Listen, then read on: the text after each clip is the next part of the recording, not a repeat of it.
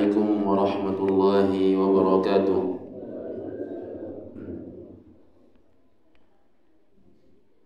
إن الحمد لله نحمده ونستعينه ونستغفره ونعوذ بالله من شرور أنفسنا وسيئات أعمالنا.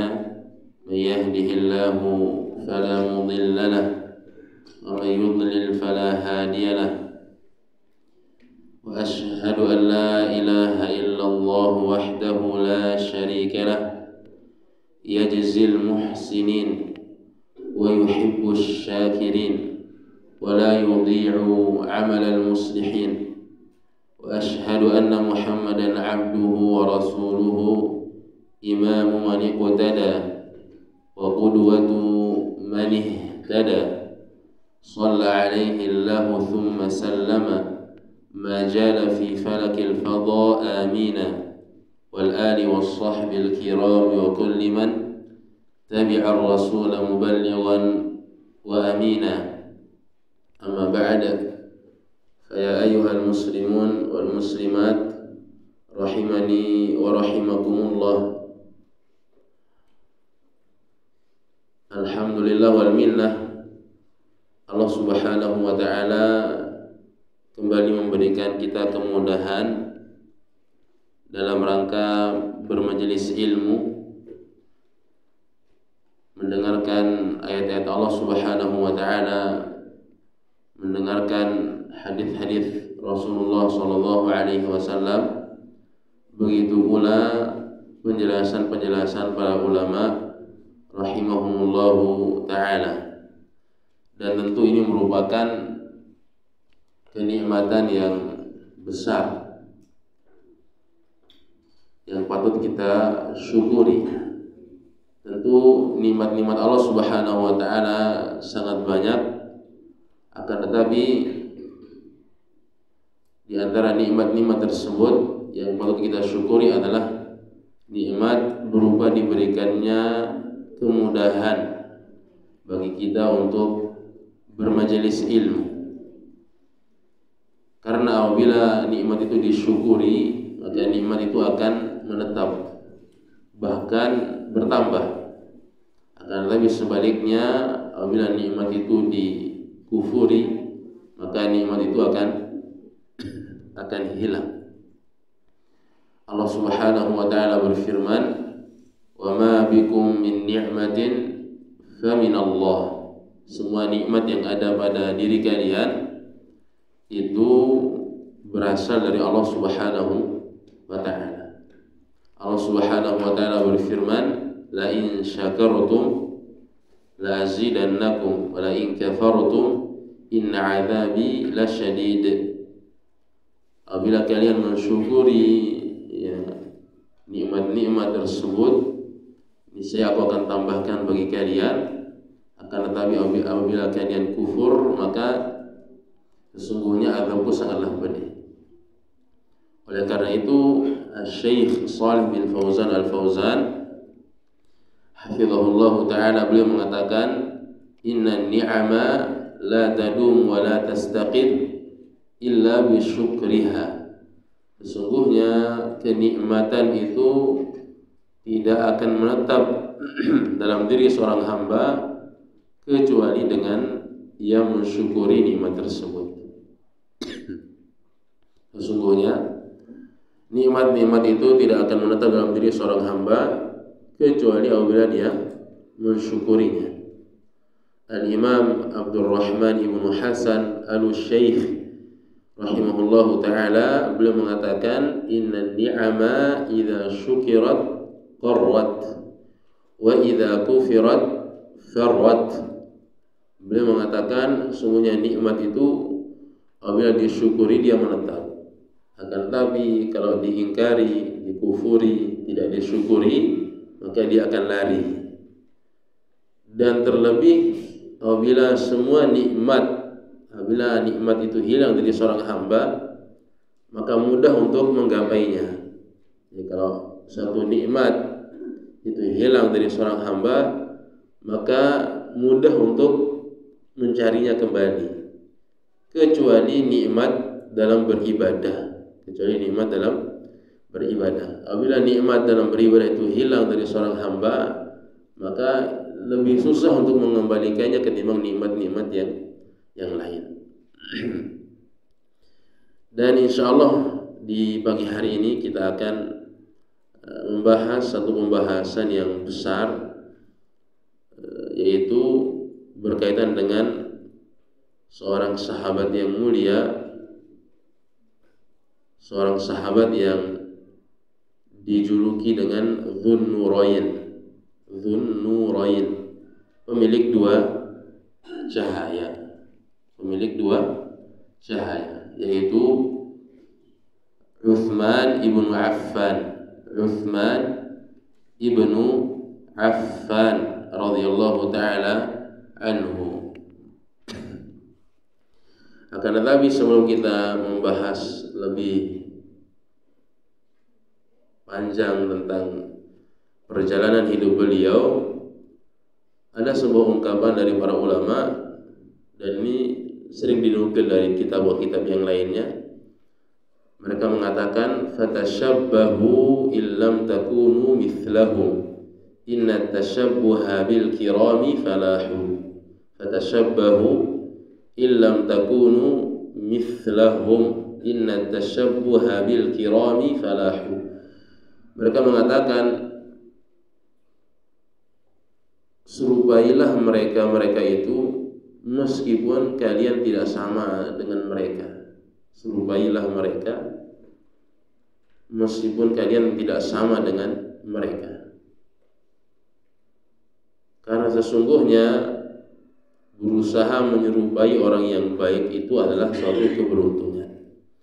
Jadi ketika kita membaca atau mengkaji tentang perjalanan hidup orang-orang soleh terdahulu, ya, baik dari kalangan para nabi dan rasul ataupun selainnya, maka ya, pembacaan perjalanan hidup mereka itu bukan hanya sekedar sebuah informasi dan maklumat yang kita kumpulkan, tapi lebih dari itu adalah apa faidah yang kita dapatkan dari kisah-kisah mereka tersebut. Dalam Al-Quran, Allah Subhanahu wa Ta'ala menyebutkan rangkaian perjalanan para nabi dan rasul sebelum Nabi Muhammad SAW dalam Al-Quran. Kemudian setelah Allah Subhanahu wa Ta'ala menyebutkan kisah mereka, Allah Subhanahu wa Ta'ala berfirman dalam surat Al-An'am ayat 90. Surat Al-An'am ayat 90, Allah Subhanahu wa Ta'ala berfirman, ulaika alladzina hadahumullah fabihudahum muqtadih. Ulaika alladzina hadahumullah, mereka lah orang-orang yang Allah Subhanahu wa Ta'ala berikan hidayah. Itu para nabi dan rasul. Ulaika alladzina hadahumullah, mereka lah orang-orang yang Allah Subhanahu wa Ta'ala berikan hidayah kepada mereka. Fabihudahu muqtadih, dan engkau wahai Rasul, yaitu Muhammad sallallahu alaihi wasallam, ikutilah petunjuk mereka. Jadi Allah Subhanahu wa Ta'ala setelah mengabarkan kisah-kisah para nabi dan rasul sebelum Nabi Muhammad sallallahu alaihi wasallam, beliau mengatakan fabihudahum iqtadih, ikutilah jejak mereka di atas hidayah yang ada pada diri mereka. Di Nabi Muhammad SAW diperintahkan oleh Allah untuk mengikuti jejak mereka yang berada di atas hidayah. Ya. Dan demikianlah sebenarnya kenapa mesti ada kajian atau pembahasan tentang sirah, pembahasan tentang kisah-kisah orang-orang soleh, kisah-kisah para nabi dan rasul. Ya. Karena jiwa manusia itu sebenarnya membutuhkan qudwah. Jiwa manusia itu membutuhkan qudwah. Apa arti qudwah? Suri tauladan. Jadi jiwa manusia itu butuh kepada contoh yang ia contohi. Terlebih di zaman kita ini yang dimana banyak orang yang kehilangan figur. Mereka tidak tahu mau menjadikan siapa menjadi figur mereka, sehingga mereka salah dalam bertingkah, salah dalam bersikap, seperti itu. Dan orang-orang yang paling berhak untuk dijadikan contoh, orang-orang yang paling berhak untuk dijadikan figur adalah orang-orang yang sudah wafat. Di mana para sahabat mengatakan, man kana yata'assa falyata'assi biman qad mat. Barang siapa di antara kalian yang hendak menjadikan seseorang contoh, maka hendaklah dia mengambil contoh dari orang yang sudah wafat. Kenapa? Beliau mengatakan, fa innal hayya la tu'manu alaihi al-fitnah. Karena orang yang masih hidup, dia enggak bebas, tidak aman dari fitnah. Dan sebaik-baik orang yang sudah wafat yang dijadikan figur, contoh, teladan adalah para nabi dan rasul. Kemudian setelah mereka adalah al-khulafa'ur rasyidun, Abu Bakar, Umar ibn al-Khattab, Uthman ibn Affan, Ali ibn Abi Thalib radhiyallahu ta'ala anhum. Dan insyaallah di pagi hari ini kita akan membahas salah satu dari al-khulafa ar-rasyidun, yaitu Uthman ibnu Affan radhiyallahu ta'ala anhu. Dan sebagaimana yang masyhur bahwasanya beliau merupakan khulafa ar-rasyidin yang keberapa? Ketiga. Yang pertama siapa? Abu Bakar. Yang kedua Umar ibn Khattab. Yang ketiga Uthman ibnu Affan. Jadi Uthman ibn Affan radhiyallahu anhu, kata para ulama, thalithul khulafa'ir rasyidin. Beliau merupakan khulafa ar-rasyidin yang ketiga. Dan kitab yang membahas tentang beliau ini banyak dan besar-besar. Jadi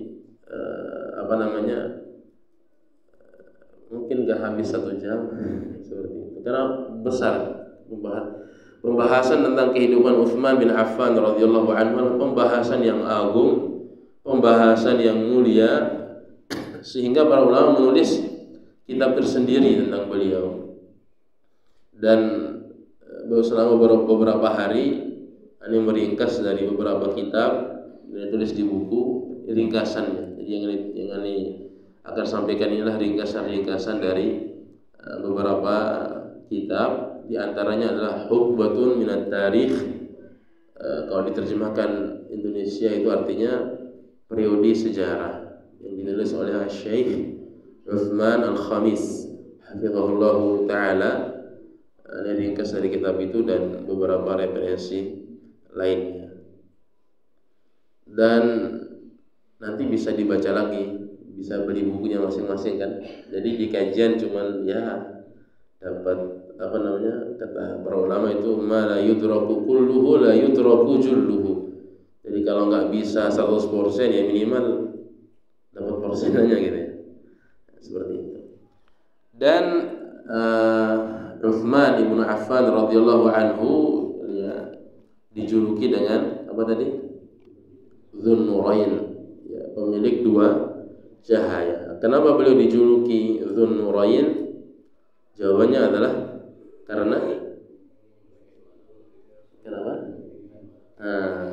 karena beliau menikahi 2 putri Rasulullah sallallahu alaihi wasallam. Yang pertama adalah siapa? Putri Rasulullah. Ruqayyah. Yang pertama Ruqayyah radhiyallahu anha. Yang kedua siapa? Masa nanti kalau punya anak lagi kasih nama ini biar ingat ya. Yang kedua siapa? Ummu Kulthum. Dan di bawah kolong langit ini tidak ada manusia yang menikahi 2 putri Nabi kecuali Uthman. Dari awal ada dunia ini sampai akhir dunia ini berakhir, tidak ada yang menikahi dua putri Nabi kecuali Utsman radhiyallahu anhu. Oleh karena itu Ibnu Ishaq rahimahullah, beliau pakar sejarah, beliau mengatakan la yu'lamu ala wajhil ardi rajulun tazawwaja bintain nabi illa Utsman. Kata beliau, tidak diketahui di permukaan bumi ini seorang laki-laki yang menikahi dua putri seorang nabi kecuali Utsman. Kalau nabi-nabi yang lain punya anak umpama dinikahin sama orang satu. Kalau Utsman dua. Karena Utsman radhiyallahu anhu ini sangat disayang oleh Nabi sallallahu alaihi wasallam. Dan beliau menjadi khalifah atau menjadi khulafa rasyidin itu pada tahun yang ke-23 Hijriah. Pada tahun yang ke-23 setelah sebelumnya kepemimpinan Umar bin Khattab radhiyallahu anhu telah usai. Setelah Umar bin Khattab itu mati syahid, dibunuh oleh seorang majusi yang bernama Abu Lu'lu'ah. Kemudian pemerintahan atau kekhalifahan Utsman bin Affan radhiyallahu anhu ini merupakan kekhalifahan yang paling panjang. Usia beliau memerintah itu sekitar 12 tahun. Berapa usia beliau ketika beliau menjadi khalifah? Maka jawabannya adalah usia beliau ketika itu berusia 70 tahun. 70 tahun itu sudah jadi khalifah. Kalau kita 70 tahun sudah di mana? Di kuburan kita. Ini 70 tahun itu baru memegang kekhalifahan. Dan beliau menjadi khalifah selama berapa tahun? 12 tahun. Berarti usia beliau berapa? 82 tahun.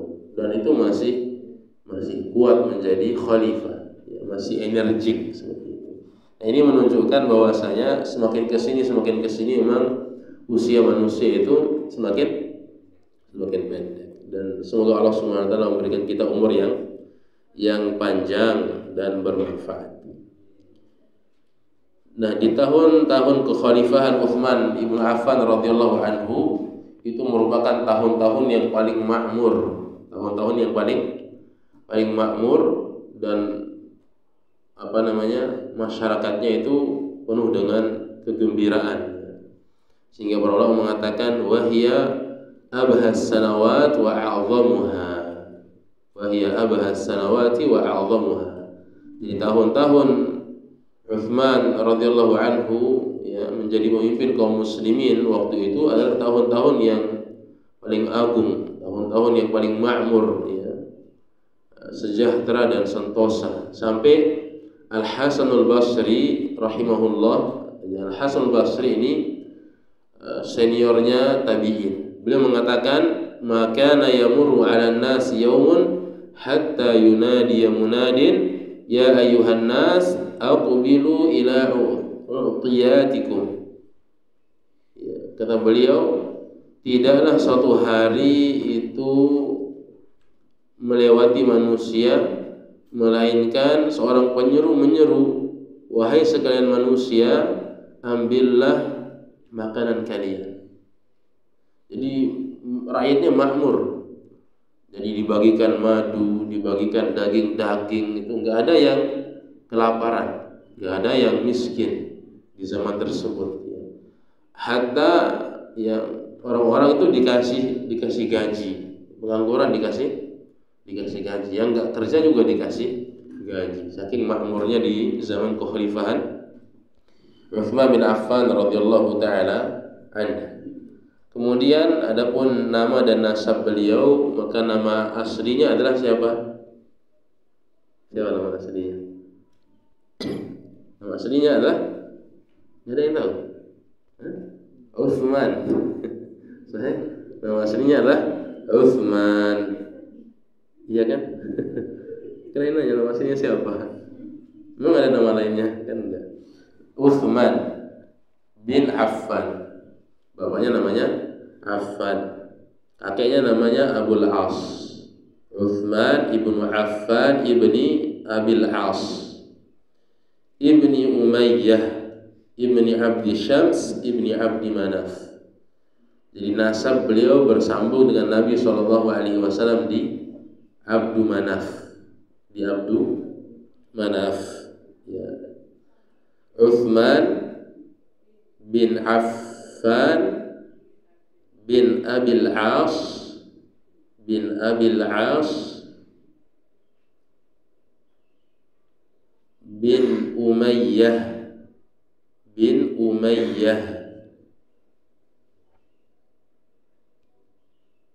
bin Abdi Syams bin Abdi Syams bin Abdi Manaf bin Abdi Manaf. Jadi ini nasab beliau. Dan nasab beliau ini bersambung dengan Nabi SAW di Abdu Manaf. Kemudian adapun ibunya namanya siapa? Nanti kalau punya anak bisa perempuan bisa kasih nama ini, bagus namanya. Ibunya namanya Arwa, Orang Indonesia biasa kasih nama Aura namanya. Arwa bintu Quraiz. Arwa bintu Quraiz bin Rabi'ah.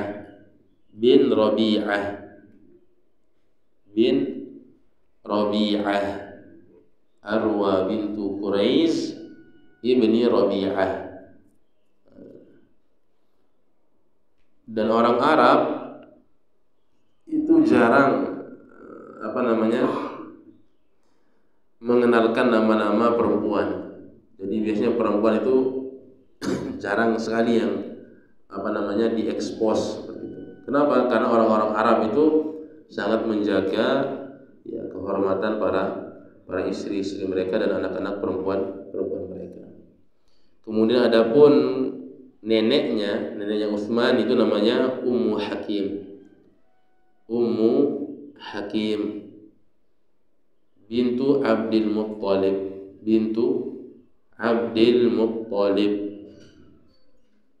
Berarti apanya Nabi?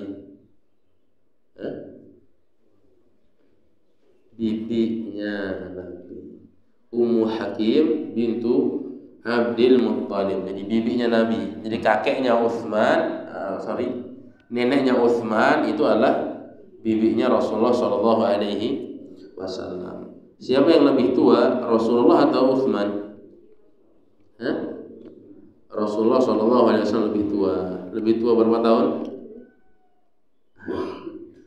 6 tahun. Lebih tua 6 tahun. Utsman radhiyallahu anhu menikah dengan yang pertama tadi siapa namanya? Ruqayyah. Ruqayyah ini dijuluki Zatul Hijratain. Perempuan yang 2 kali berhijrah. Ruqayyah ini menikah dengan Utsman ibn Affan radhiyallahu anhu. Kemudian menikah dengan Utsman bin Affan radhiyallahu anhu. Kemudian beliau berhijrah ke Habasyah. Kemudian juga beliau berhijrah ke Madinah. Dan beliau wafat di Madinah pada tahun yang kedua. Kemudian Nabi SAW menikahkan putrinya yang kedua, yaitu Ummu Kulthum radhiyallahu anha, dan beliau ini wafat pada tahun yang ke-9.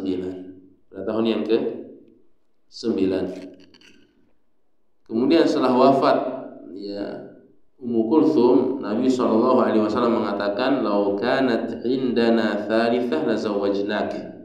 Sekiranya kami punya putri perempuan lagi, niscaya kami akan menikahkannya denganmu. Saking disayangnya Utsman bin Affan radhiyallahu anhu, ya, hanya saja putri Nabi yang bernama Fatimah itu sudah dinikahin sama Ali bin Abi Thalib. Jadi Nabi SAW mengatakan, "Lau kanat indana thalithah la zawwajnak."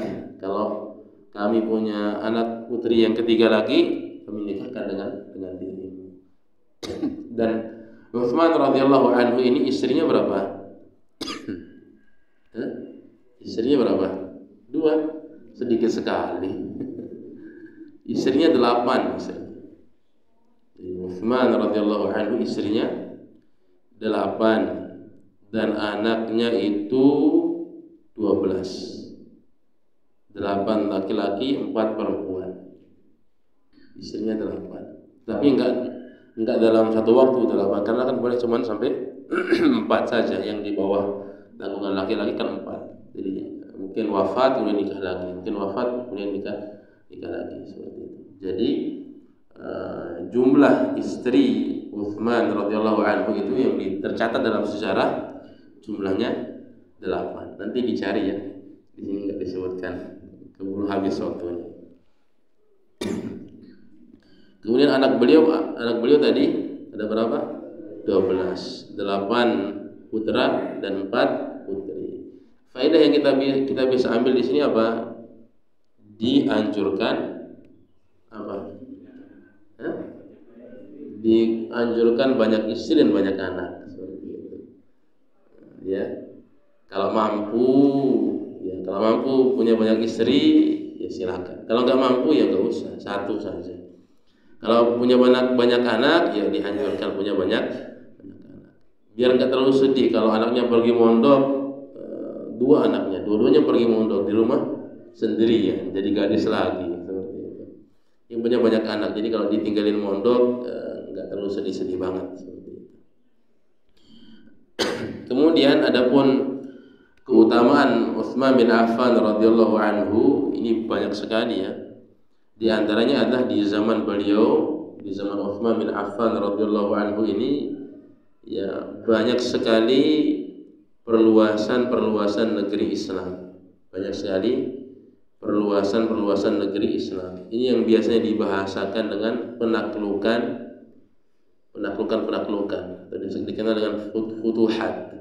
Tapi yang lebih tepat adalah perluasan negeri Islam. Karena Islam tidak datang untuk menjajah, tetapi Islam itu datang untuk memakmurkan bumi ini. Makanya Rabi'i bin Amir radhiyallahu anhu, Rabi'i bin Amir beliau mengatakan ketika ditanya oleh salah seorang raja Persia, apa yang membuatmu datang ke sini? Jadi waktu itu kan mau ke Persia.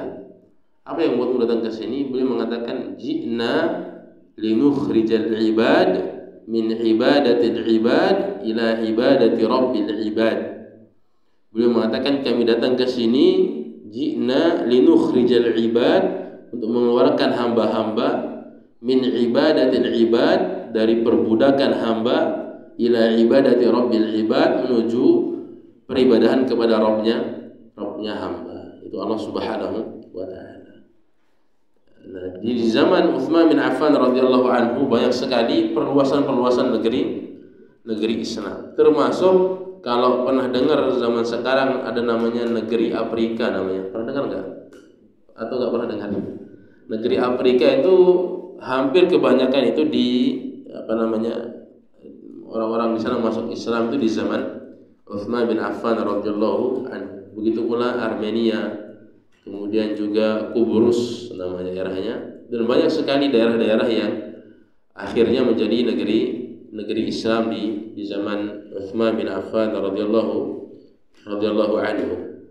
Dan juga di zaman beliau perluasan Masjid Nabawi dan Masjidil Haram. Di perluasan Masjid Nabawi dan perluasan Masjid Haram itu di zaman beliau. Sebelum-sebelumnya juga ada, cuman yang paling luas itu di zaman Utsman bin Affan radhiyallahu anhu. Dan disebutkan dalam hadis yang diriwayatkan dari Abdurrahman bin Samurah,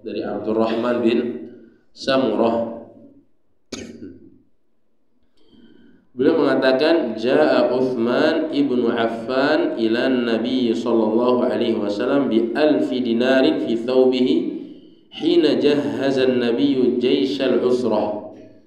Jadi kata beliau, Utsman radhiyallahu anhu itu datang kepada Nabi sallallahu alaihi wasallam membawa 1000 dinar. 1000 dinar berapa juta? Nanti dicari ya. Hampir miliaran mungkin.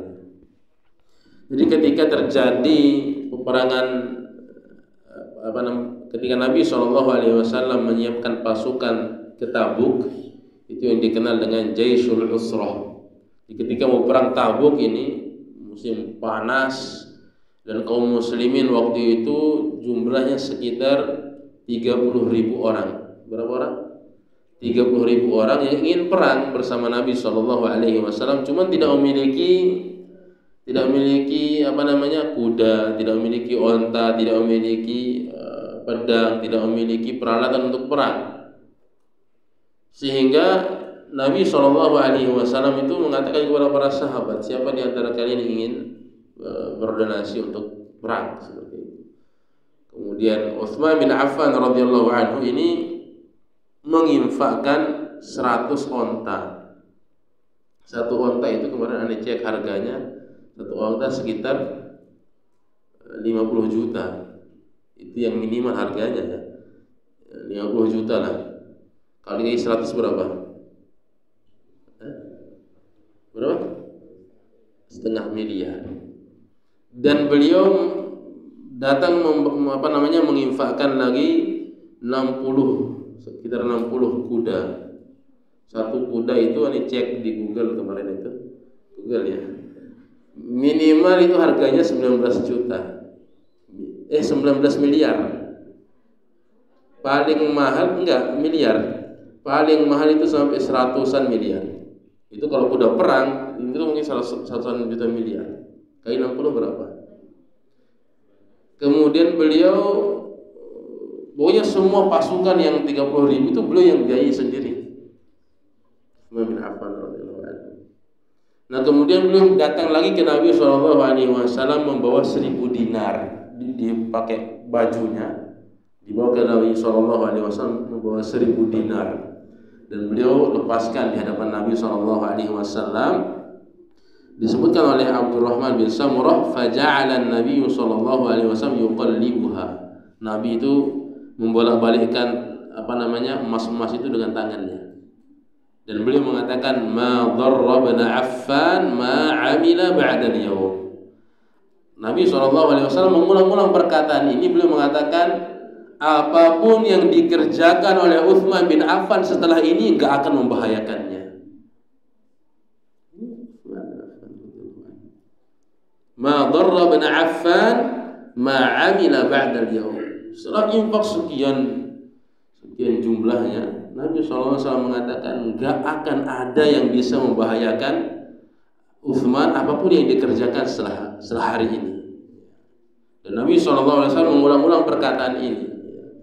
Ini diantara keutamaan Utsman bin Affan. Maka pelajaran yang bisa kita ambil di sini apa? Ya, kalau Allah memberikan kita rizki, maka kita gunakan untuk membantu agama Allah Subhanahu wa Ta'ala. Jangan dimakan sendiri, kan perut kita nggak terlalu besar-besar banget kan, ya kan? Paling sepiring 2 piring sudah kenyang seperti itu. Ya. Uang kita yang hakikatnya uang kita itulah uang kita yang kita simpan di akhirat. Ini Utsman radhiyallahu taala anhu. Kemudian dari Anas bin Malik radhiyallahu anhu, Anas bin Malik radhiyallahu anhu, beliau mengatakan Sa'idan Nabi sallallahu alaihi wasallam Uhudan wa ma'ahu Abu Bakr wa Umar wa Uthman. Nabi sallallahu alaihi wasallam pernah naik ke gunung Uhud bersama Abu Bakar, Umar dan Uthman. Jadi jangan bilang pelajaran yang bisa kita ambil disunahkan naik gunung gitu, enggak. Nabi pernah, bukan sering ya, pernah naik gunung Uhud ya bersama Abu Bakar, Umar dan Utsman. Kemudian gunung Uhud itu bergetar. Nabi SAW mengatakan, ihda ya Uhud. Dalam redaksi yang lain, uskun Uhud. Wahai gunung, diam kamu. Falaisa 'alaika illa nabiyyun wa siddiqun wa syahidan.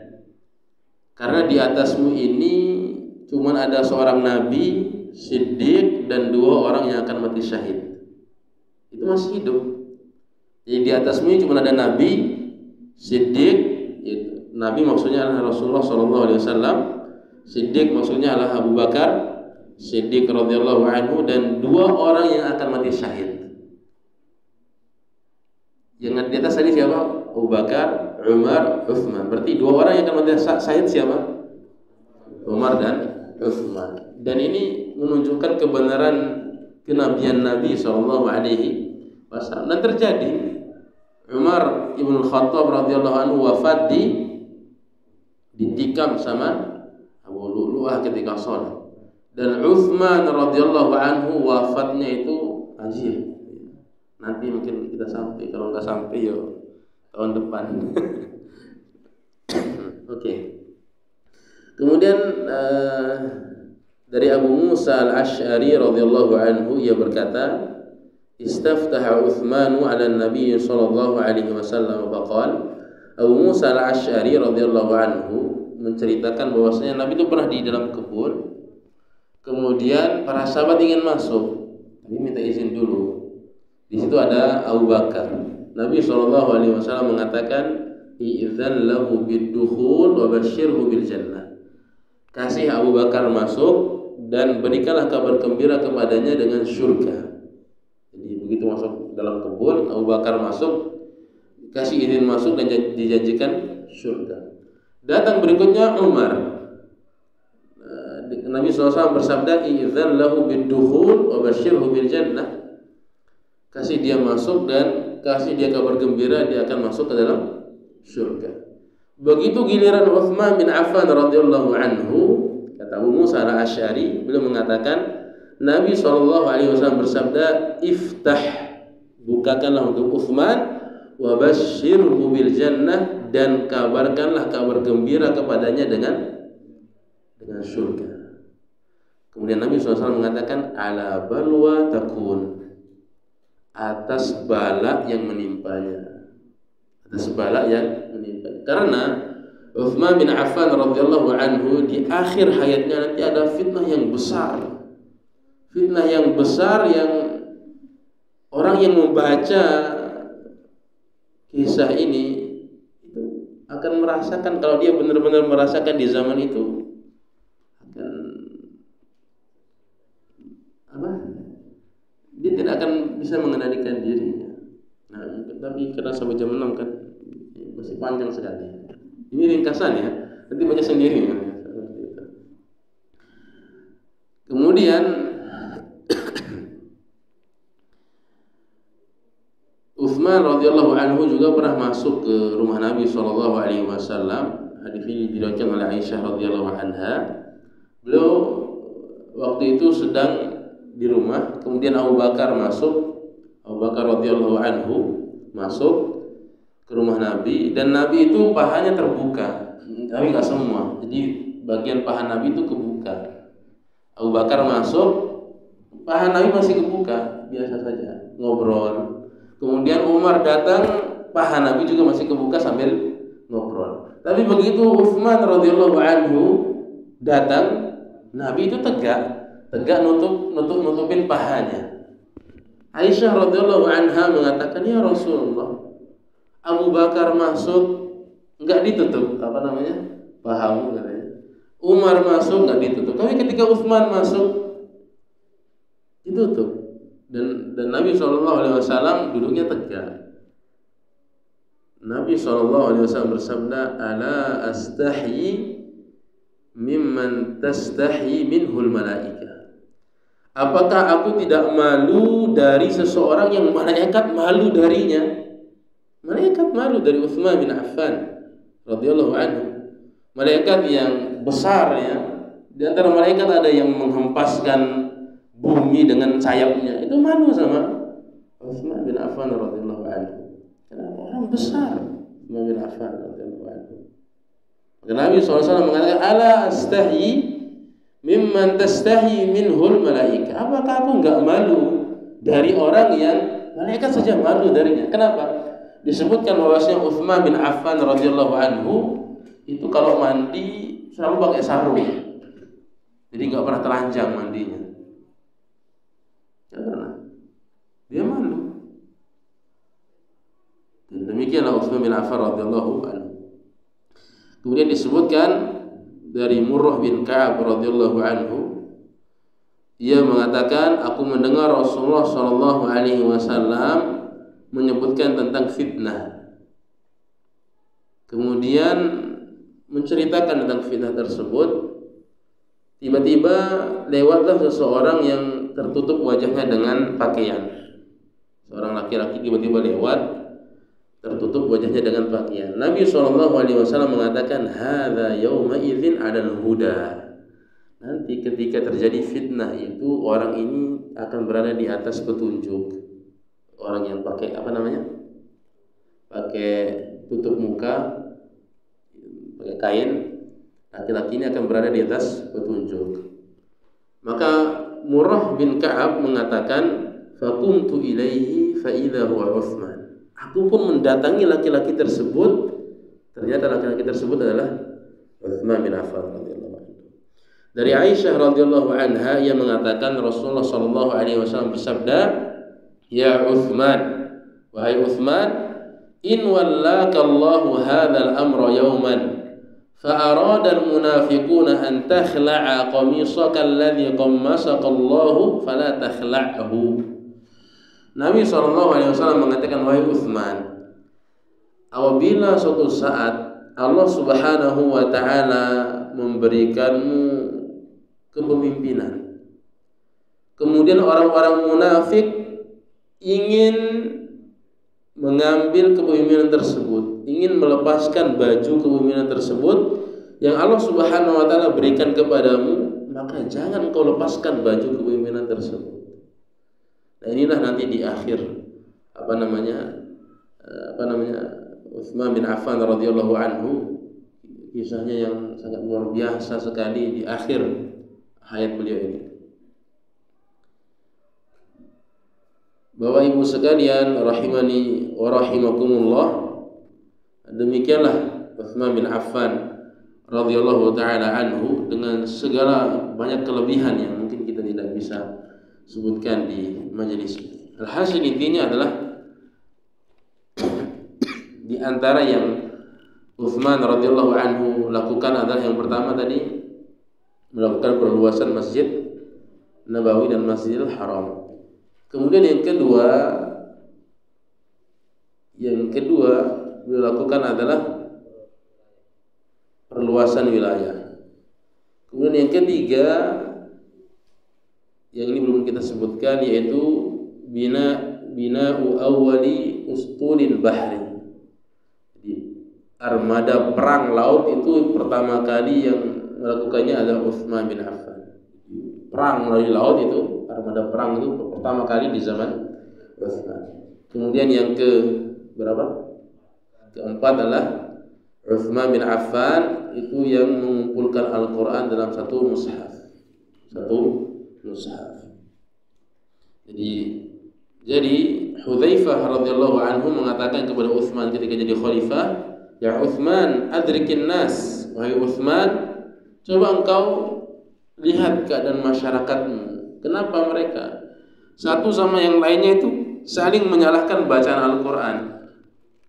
Kenapa? Karena mereka belajarnya beda, dan Al-Quran itu diturunkan di atas tujuh huruf, ya, sebagaimana dalam hadis Nabi SAW. Kemudian Utsman bin Affan radhiyallahu anhu mengumpulkan para sahabat-sahabat senior dan bermusyawarah dengan mereka, dan yang disepakati adalah mengumpulkan Al-Quran dalam satu mushaf saja. Setelah memanggil penulis wahyu, terdahulu yang masih hidup ditulis lagi, kemudian jadi satu mushaf, dan pada akhirnya mushaf-mushaf yang lain dibakar dan dijadikan satu mushaf. Dan ini amal yang agung. Dan insya Allah mungkin di pertemuan-pertemuan berikutnya insya Allah kita bahas hal-hal yang berkaitan dengan beliau lagi, terutama mulai fitnah masuk di zaman para sahabat itu seperti apa, kenapa dari fitnah dan seterusnya sampai berujung di akhirnya yaitu pembunuhan Utsman bin Affan radhiyallahu taala. Dan cukuplah menjadi kemuliaan Utsman bin Affan radhiyallahu anhu ketika beliau mau dibunuh itu beliau tidak pernah melawan. Bahkan 700 anak-anak sahabat waktu itu yang ingin membela Utsman, beliau mengatakan jangan kalian perang. Jadi beliau nggak mau nggak mau ada darah yang tumpah di zaman beliau. Dan itu dikepung oleh, disebutkan paling banyak jumlahnya 6.000 orang, ngepung rumahnya 40 hari nggak sholat di masjid, nggak minum, dikepung. Itu saking, ini menunjukkan kata para ulama keberanian Utsman dan kelembutannya kepada umat Muhammad sallallahu alaihi wasallam. 40 hari dikepung, enggak pernah sholat ke masjid, dikepung. Para sahabat melawan, saya mau bela engkau, jangan ada darah yang tumpah karena diriku. Sehingga Utsman bin Affan radhiyallahu anha itu sedang puasa baca Al-Qur'an ditebas. Utsman bin Affan radhiyallahu anhu. Dan beliau sudah menanti itu. Jadi karena sudah dikabarkan oleh Nabi SAW jauh-jauh hari. Dan dikabarkan jauh-jauh hari kalau beliau akan mati syahid, akan mendapatkan ujian, mendapatkan bala di akhir hayat beliau. Dan ada seorang laki-laki disebut oleh Muhammad bin Sirin rahimahullah, Muhammad bin Sirin tabi'in. Ketika aku sedang tawaf di Ka'bah, tiba-tiba ada seorang laki-laki yang berdoa, Allahumma ghfirli wa ma adhunnu an taghfirali. Ya Allah, ampunkan dosaku dan aku menyangka, aku yakin engkau tidak akan mengampunkan dosaku. Muhammad bin Sirin mengatakan, aneh sekali orang ini. Doa seperti ini, enggak ada orang berdoa seperti ini. Ya Allah, ampunilah aku dan aku yakin engkau tidak akan mengampunkan doaku. Ini doanya. Akhirnya Muhammad bin Sirin bertanya, kenapa kau berdoa seperti itu? Kata dia, aku termasuk salah satu orang yang dulu ikut berontak Utsman bin Affan radhiyallahu anhu. Dan dia bernazar kalau Allah memberikannya kesempatan maka dia akan menghajar Utsman. Dan ketika orang mensolati jenazah Utsman bin Affan radhiyallahu anhu, dia ikut sholat. Pemberontak ya, satu orang ini dia ikut sholat, dan begitu orang sepi dia buka wajah Utsman, dia hajar. Itu wafat. Dan begitu dihajar tangannya langsung kering dan menghitam. Dan ketika tawaf itu masih ada. Dan itu disebutkan di asar-asar yang sahih, disebutkan dalam banyak kitab para ulama rahimahullah ta'ala. Maka rentetan-rentetan bagaimana kejadian kok bisa Utsman bin Affan radhiyallahu anhu itu sampai terbunuh wafat seperti itu, fitnahnya seperti apa, mungkin insyaallah di pertemuan berikutnya. Ada pertanyaan? Berdoa dengan membaca doa malam Lailatul Qadar di sholat 5 waktu di luar bulan Ramadan. Doa yang dimaksud adalah doa Allahumma innaka afuwun tuhibbul afwa fa'fu anni. Bolehkah kita membaca doa ini di dalam sholat 5 waktu ketika sujud umpama? Boleh-boleh saja membaca doa ini, tapi jangan dirutinkan. Tapi doa ini bagus dan boleh dibaca ketika sujud, karena di sujud itu waktu yang mustajab. Nabi SAW bersabda, wa amma fi sujud faqaminun ayyustajab fa'akthiru fihi du'a faqaminun ayyustajabu lahu. Adapun dalam sujud maka perbanyaklah doa, karena di waktu sujud itu sangat efektif, ya, sangat memiliki kemungkinan yang besar untuk ijabah doa. Dan Nabi SAW mengumumkan doa-doanya, umum sifatnya, tidak membatasi doa-doa tertentu, dan boleh membaca doa ini, dan bagus. Allahumma innaka afuwun, ya Allah engkau zat yang maha pemaaf, tuhibbul afwa, suka memaafkan, fa'fu anni, maka maafkanlah aku. Dan doa-doa yang lain. Begitu pula ketika selesai dari tasyahud akhir disunahkan untuk berdoa, dan boleh juga membaca doa ini. Allah Ta'ala wala a'lam. Yang penting jangan dikhususkan dan dirutinkan. Tapi kalau sekali dua dan tidak rutin, insya Allah tidak jadi masalah. Allah Ta'ala. Ada lagi pertanyaan dari bapak-bapak? Mohon maaf apabila ada yang benar itu dari Allah Subhanahu wa taala, apabila ada yang salah maka itu dari kesalahan pribadi. Saya mohon maaf. Wassallallahu ala nabiyyina Muhammadin wa ala alihi wa sahbihi wasallam. Jangan lupa di rumah nanti baca kisah Utsman bin Affan radhiyallahu taala anhu, dan di kajian hanya sebatas pengingat-pengingat saja. Allah Ta'ala wala alam. Assalamualaikum warahmatullahi wabarakatuh.